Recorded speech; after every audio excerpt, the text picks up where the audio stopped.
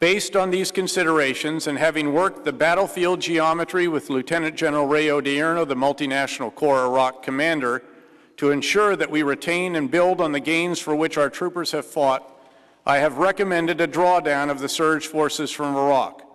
In fact, later this month, the Marine Expeditionary Unit deployed as part of the surge will depart Iraq. Beyond that, if my recommendations are approved, that unit's departure will be followed by the withdrawal of a brigade combat team without replacement in mid-December, and the further redeployment without replacement of 4 other brigade combat teams and the 2 surge Marine battalions in the first 7 months of 2008, until we reach the pre-surge levels of 15 brigade combat teams by mid-July 2008. I would also like to discuss the period beyond next summer.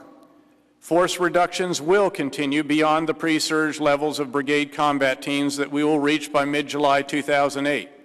However, in my professional judgment, it would be premature to make recommendations on the pace of such reductions at this time.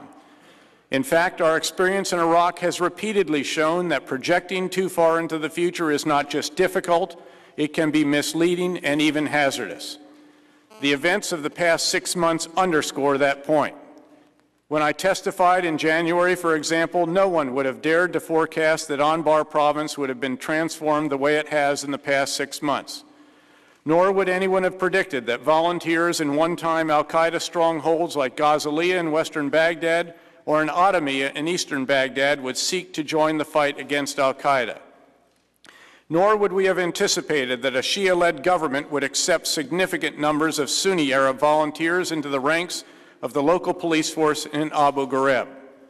Beyond that, on a less encouraging note, none of us earlier this year appreciated the extent of Iranian involvement in Iraq, something about which we and Iraq's leaders all now have greater concern.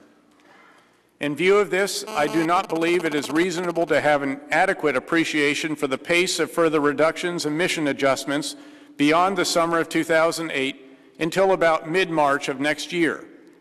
We will, no later than that time, consider factors similar to those on which I base the current recommendations, having by then, of course, a better feel for the security situation, the improvements in the capabilities of our Iraqi counterparts, and the enemy situation. I will then, as I did in developing the recommendations I have explained here today, also take into consideration the demands on our nation's ground forces, although I believe that that consideration should once again inform, not drive, the recommendations I make.